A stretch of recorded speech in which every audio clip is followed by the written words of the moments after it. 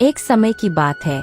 सूरजपुर नाम के एक हरे भरे नदी किनारे बसे छोटे से गांव में चंदन नाम का एक मेहनती कारीगर रहता था। चंदन की उम्र अभी 30 के आसपास होगी। गोरा चिट्टा चेहरा और हाथों में हमेशा मसालों की गहरी मीठी खुशबू लगी रहती। बचपन से ही चंदन को खाना बनाने का शौक था। उसके पिता एक छोटे से ढाबे पर काम करते थे और चंदन शाम को स्कूल से लौटकर उनके साथ मसाले पीसता। बाबूजी, एक दिन में अपना ठेला लगाऊंगा और लोग बहुत दूर दूर से आएंगे। पिता मुस्कुराते। हाँ बेटा, बिल्कुल लगाना। मेहनत करो और स्वाद में जादू डालो। आज चंदन वही सपना जी रहा था, अपनी लजीज चिकन करी का ठेला जो गांव के बाजार में लगा रहता। उसकी करी की खुशबू इतनी जादुई होती कि दूर दूर से लोग आकर्षित हो जाते। हल्के भूरे रंग की ग्रेवी, चिकन के मुलायम टुकड़े, हल्का सा तीखापन और धनिया की ताजगी, ये सब मिलकर एक स्वाद बनाते जो गांव वालों के दिलों में बस गया था। हर शाम जब सूरज ढलता और बाजार में लालटेनें जलने लगती तो उसके ठेले पर ग्राहकों की लंबी कतार लग जाती। एक ग्राहक जो गांव का ही किसान था हमेशा आता और कहता, चंदन भाया, तुम्हारी चिकन खाकर ऐसा लगता है कि माँ ने बनाया हो। क्या राज है भाया, हमें भी बताओ। चंदन हमेशा मुस्कुराकर जवाब देता, भैया जी, ये सब तो बस मेरी मेहनत है। थोड़ा सा दही, अदरक का पेस्ट, धनिया, इलायची और मेरा थोड़ा सा प्यार। आप ये आज खा लो, कल मैं दूसरी रेसिपी ट्राई करूँगा। चंदन का परिवार छोटा सा लेकिन प्यार भरा था। पत्नी कमला, जो एक समझदार औरत थी, लंबे काले बाल, साड़ी में सजी, हमेशा घर को साफ सुथरा रखती और कभी कभी खेले पर मदद करती। कमला चंदन की सबसे बड़ी ताकत थी। वह कहती, चंदन, तुम बाहर की दुनिया संभालो, मैं घर की। लेकिन याद रखो, खाना सिर्फ पेट भरने के लिए नहीं, रिश्ते जोड़ने के लिए होता है। और दो नन्हे मुन्ने बच्चे, रमेश 7 साल का शरारती लड़का जो हमेशा ठेले के पास घूमता और ग्राहकों को चिढ़ाता, और सीता 5 साल की गुरियासी बेटी जो चंदन की गोद में बैठकर कहानियां सुनती। शाम को जब चंदन खेला समेटकर लौटता तो रमेश दौड़ कर आता, पापा पापा, आज कितनी प्लेट बिकी? मुझे भी बनाना सिखाओ ना। चंदन हंसता। बेटा, कल से मैं सिखाऊंगा, लेकिन पहले आप अपना होमवर्क कर लो। कमला हंसती, देखो चंदन, ये दोनों तुम्हारे जैसे ही खाने के दीवाने हो जाएंगे। सेठ का कर्ज चुकाने के बाद एक बड़ा ढाबा खोलना। चंदन सिर हिलाता। कमला, सपना तो वही है, लेकिन अभी बस ठेला ही सहारा है। लेकिन एक सुबह सब कुछ उलट-पुलट हो गया। बाजार में चिकन के दाम अचानक आसमान छूने लगे। पहले जहां 1 किलो चिकन 10 रुपए में मिल जाता था, अब 20 हो गया। महंगाई की लहर ने पूरे गांव को हिला दिया। किसान उदास, दुकानदार परेशान। चंदन ने ठेले पर प्लेट की कीमत बढ़ा दी, पहले 10 रुपए, अब 15। लेकिन ग्राहक नाराज हो गए। एक किसान आया जो चंदन का पुराना ग्राहक था, प्लेट मांगा, कीमत सुनी और बोला, अरे चंदन, ये क्या बकवास है? इतना में तो हम मटन खा ले। चिकन का तो स्वाद ही नहीं है अब। मटन का वो रसीला स्वाद, तीखापन, यही चाहिए गांव के सारे लोगों को।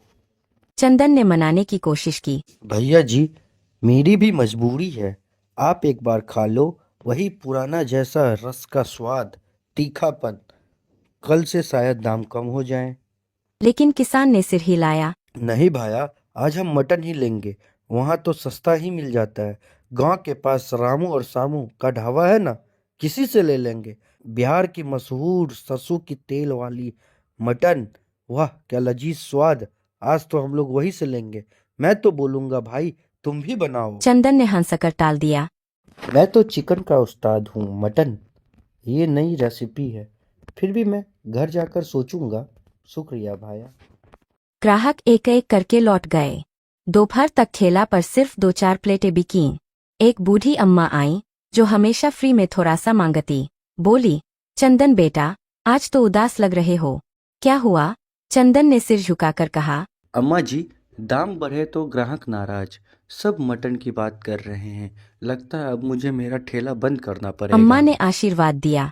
बेटा, भगवान सब ठीक कर देंगे। कुछ नया सोचो। शाम होते होते चंदन का ठेला पूरी तरह खाली रह गया। सिर्फ हवा में उसकी पुरानी करी की हल्की सी महक तैर रही थी, लेकिन ग्राहक न थे। चंदन ने ठेले को साफ करते हुए खुद से कहा, हे भगवान, ये क्या हो गया? सेठ आएगा तो उसकी 5,000 की रकम कैसे दूंगा? बच्चे क्या खाएंगे? अब क्या करूं मैं? परेशान हो गया हूं मैं तो इस चीज वह से। ठेला समेटकर घर लौटा जहां कमला बच्चों को खिला रही थी। रमेश ने देखा तो पूछा। पापा, आज कोई कहानी सुनाओ ना, चिकन वाली। चंदन ने आंखें नम की। बेटा, आज नहीं, कल सुनाऊंगा। कमला ने देखा तो पूछा। चंदन, आज क्या हुआ? चेहरा इतना काला क्यों? ठेले पर भीड़ क्यों न लगी? चंदन ने सिर झुकाकर सारी बात बताई। कमला, दाम बढ़ाने पड़े, ग्राहक सारे भाग गए, सब मटन की बातें कर रहे हैं। अब सेठ की कर्ज कैसे चुकाऊंगा? लगता है अब तो मुझे मेरा ठेला बंद ही करना पड़ेगा। चंदन, घबराओ मत। तुम मेहनती हो, गांव सब जानता है। कुछ नया सोचो। मटन क्यों न ट्राई करो? मैं मदद करूंगी। रात को सोच लो, सुबह नया प्लान बनाएंगे। हाँ कमला, अब तो कोई उपाय ही नहीं बचा है। सोचते हैं, लेकिन डर लगता है अगर फेल हो गया तो। भाई बहुत जोर से भूख लगी है, एक प्लेट जल्दी से लगा दे। अजनबी ने चखा, चबाया, मसाले चूए और बोला। वाह रे वाह, स्वाद तो कमाल का है। ग्रेवी का रंग, चिकन का रस, सब सही। लेकिन भाई, कमी है तो सिर्फ मटन की। चिकन हल्का होता है, जल्दी पच जाता।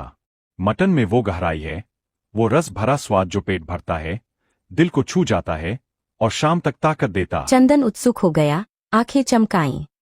क्या मतलब भाया? आप मटन के बहुत जानकार लगते हो। कैसे बनती है असली मटन? अजनबी हंसा, जोर से, जैसे पुराना दोस्त मिला हो। मैं बिहार का रहने वाला हूँ, नाम है रामलाल। पटना के पास का गांव। वहां की मटन थाली तो जादू है। स्पाइसी, तीखी, सरसों के तेल में पकी हुई। खड़े मसाले तड़काओ, प्याज ज्यादा भूनो सुनहरा, अदरक लहसुन का पेस्ट डालो, हल्दी मिर्च का रंग, दही का गाढ़ापन और धीमी आंच पर 2 घंटे पकाओ। ग्रेवी इतनी रसीली कि रोटी डूब जाए, चावल सोख ले। हरी मिर्च का तीखापन जो जीभ पर चढ़ जाए। अगर चाहो तो मैं पूरी विधि बता दूं।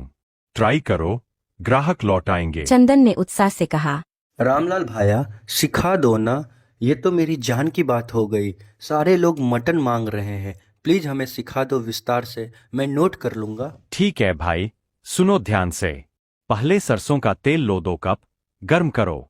फिर खड़े मसाले, 4 तेजपत्ता, 8 लौंग, 2 इंच दालचीनी की स्टिक, 2 काली इलायची। चकचकाओ, खुशबू निकले।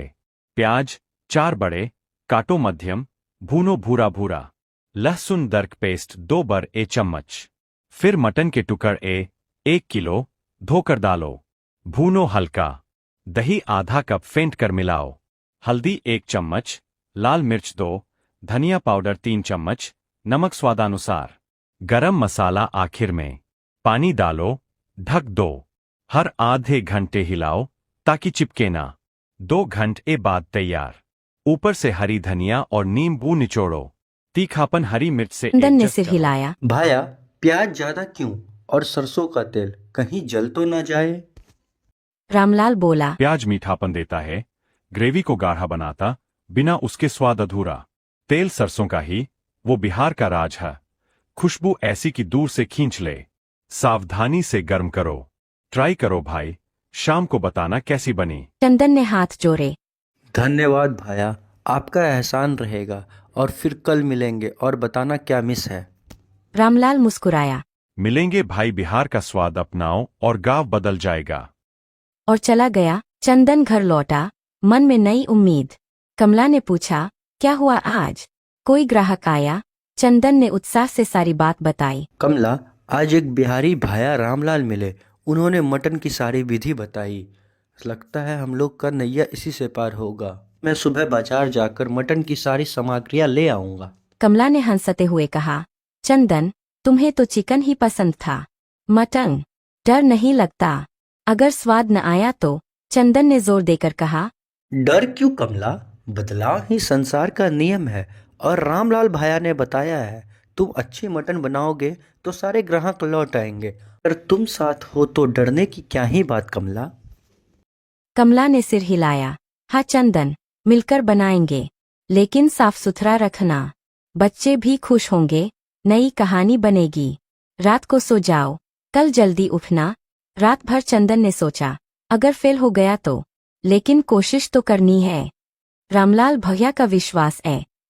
अगले दिन चंदन ने खेले पर नया बोर्ड लगाया, चंदन का बिहारी स्पाइसी मटन, असली देसी थाली, सरसों तेल का जादू।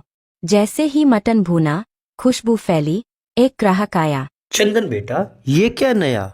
चिकन कहाँ? चंदन बोला, काका, चिकन महंगा हो गया, आप ये मटन चख लो, बिहार की स्पेशल मटन, पहला प्लेट एकदम फ्री मिलेगा चाचा। ग्राहक ने खाया। अरे वाह, क्या स्वाद है, परफेक्ट। प्याज का वो तीखापन, बहुत अच्छा।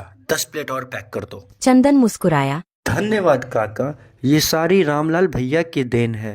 कैसा लगा तीखापन? परफेक्ट, कल फिर आऊंगा। पुराने ग्राहक लौट आए।